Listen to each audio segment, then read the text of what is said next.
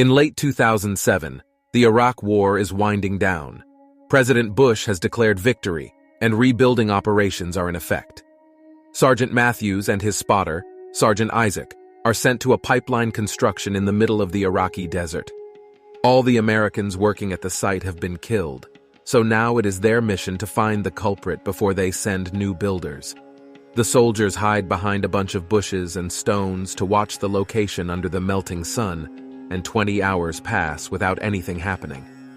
Matthew begins growing impatient and starts to think there are no Iraqi soldiers left, and considering the scattered bodies, the site must have been attacked by a team that left after completing their mission. Isaac points out there are no signs indicating a big group moving around here, and points out that because all the workers were killed by headshots, this could have been done by the legendary professional Iraqi sniper known as Juba. However, Matthews thinks it is impossible for anyone to kill this number of people in less than 30 seconds. Eventually, Matthews finally gets tired of waiting and goes down to take a closer look at the location. After asking Isaac to cover for him, Isaac explains his scope is becoming unclear, and Matthews teases him for not changing it sooner. But this one is important for Isaac because it used to belong to a fallen comrade. Then Matthews goes from body to body looking for clues and begins believing Isaac's theory. When he confirms everyone died from precise headshots, he goes to the middle of the site to figure out the possible direction of the shots while Isaac begs him to retreat. But suddenly a shot is heard, and Matthews falls to the ground, suffering great pain in his abdomen, desperate to help his friend. Isaac runs down on a zigzag path to avoid any incoming bullets, but when he is about to reach Matthews, he gets shot in the leg. Isaac has no choice but to leave Matthews behind and run to hide behind a broken wall, suffering but still alive. Matthews contacts Isaac and tells them to call the base and ask for backup. First, though, Isaac notices his leg wound is quite awful, so he proceeds to tie a belt around it to stop the bleeding. Then he grabs his radio bag and tries to contact the base, only to discover he has no signal because the sniper had shot the antenna. Suddenly, Matthews contacts him again and asks him to spot the sniper so that he can aim at him, ignoring Isaac when he warns him that the sniper will notice any movement and shoot him again. Isaac starts working on making a hole in the wall with his knife to insert the scope, only to get his hand hurt by some falling rocks. Matthews then proceeds to attempt to reach for his rifle, only to pass out because of blood loss, not wanting to end like his friend. Isaac uses a blade to remove the bullet from his leg, which is an extremely painful process. Then he bandages the wound before passing out as well. Sometime later, Isaac wakes up when he hears a strange noise coming from his earpiece. It turns out to be an officer from the base, and Isaac immediately begins reporting the situation and begging for medical supplies. However, he begins to get suspicious when the officer asks him lots of weird questions, and most importantly, he requests him to either tell them his exact position or stand up and fire in the air, claiming it is for the helicopters to drop the supplies accurately. Isaac points out this is against protocol and will put him in danger, and when he begins paying more attention to the man's words, he realizes his accent is not American. This is Juba, the sniper who has hacked into the radio frequencies to try to set a trap. Isaac does not fall for it and calls him out, but instead of hanging up, Juba begins asking him questions, claiming he wants to know Isaac better. Isaac tries the radio again, but it is still not working. Juba insists on making his silly questions, and when Isaac refuses to chat back, Juba threatens with shooting Matthews again, which is risky because there is a chance he is still alive. Isaac agrees to chat for a while and asks Juba to go first while he begins drawing a map of the site on the dirt to calculate the bullet trajectory and find the possible location of the sniper.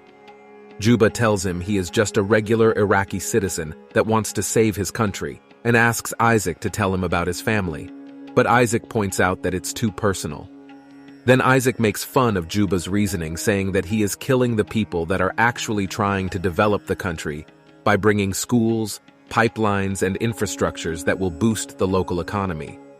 This makes Juba laugh, and he explains that the money made here will be sent back to the USA later as time passes. Juba keeps asking questions, but Isaac continues to refuse to say anything personal about himself, making Juba threaten to shoot Matthews again. However, Isaac does not believe him anymore to prove he is dangerous.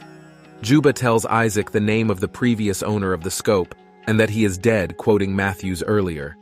Teasing, this means Juba has been listening to their conversation since they arrived. Using his scope, Isaac notices one of the dead men has a radio with them, and he drags his body to the edge of the wall, but not even using a piece of what he would be able to reach it without exposing himself. Next, Isaac tries to drink some water from his bottle, only to find it empty because of a hole in it, which Wua confirms he did on purpose. He also admits he did not miss any shots. He specifically shot the bottle, the antenna, and Isaac's leg, in order to put Isaac in an unescapable situation and make him die slowly, which he will enjoy hearing through the communicator. When Isaac finds the bullet he took off his leg, he takes a closer look and begins calculating the weapon model Juba has by making some sneaky questions. He also calls Juba a terrorist, which makes Juba laugh again as he points out that the Americans are the ones illegally entering a foreign country with weapons ready to kill people.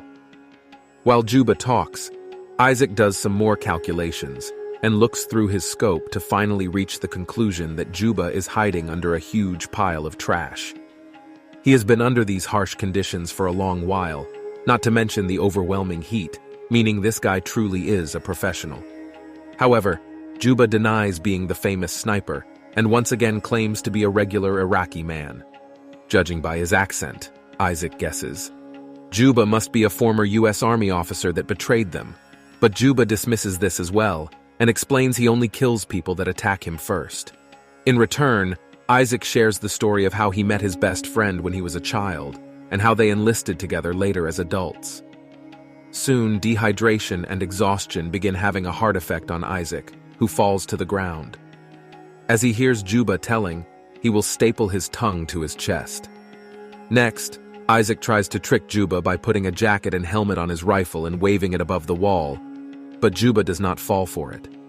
What does fall is the helmet landing on the other side of the wall, so now Isaac cannot protect his head either. Such a silly mistake is the sniping point and makes him cry more. Time passes and Isaac becomes desperate enough to try to take a risk. He runs towards a body lying on the ground and steals his bag and radio before running back to the wall. As he dodges all the bullets, Juba immediately throws at him in the bag. Isaac finds water and some candy that he immediately devours, but unfortunately this radio isn't working either. Juba also punishes him for this risk by shooting at the wall and heavily damaging his scoper. Suddenly, Isaac hears some disturbance coming from his earpiece and realizes it is Matthews who is still alive.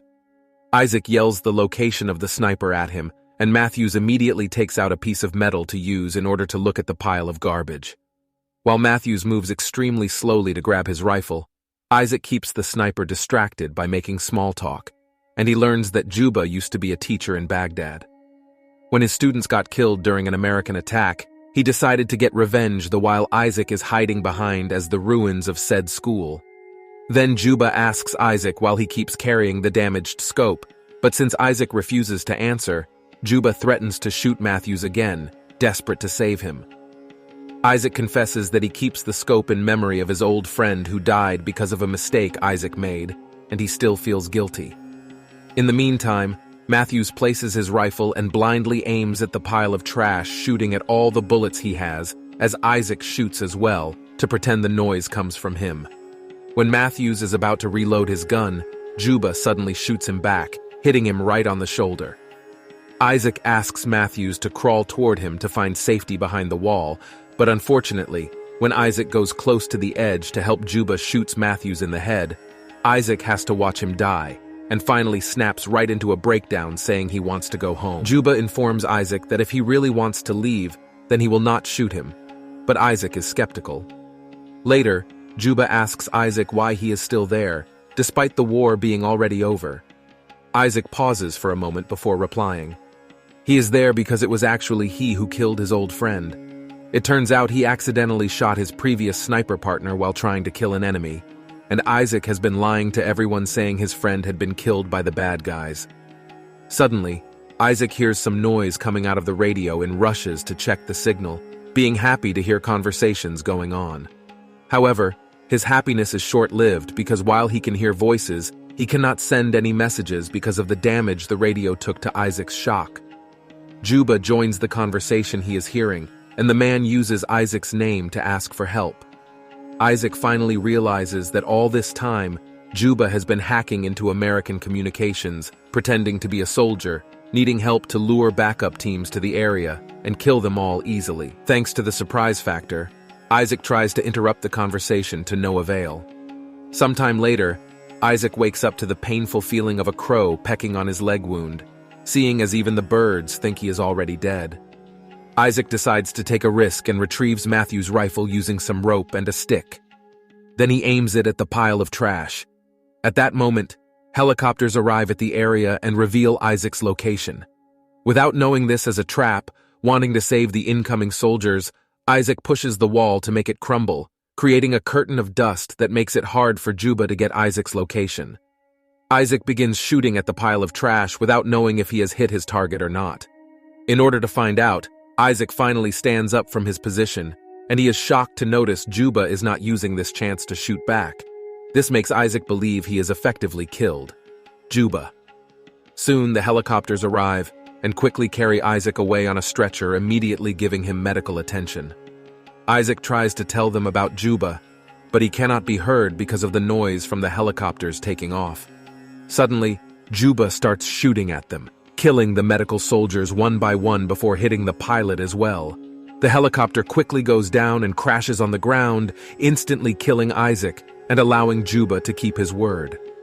Technically, Isaac had not been shot.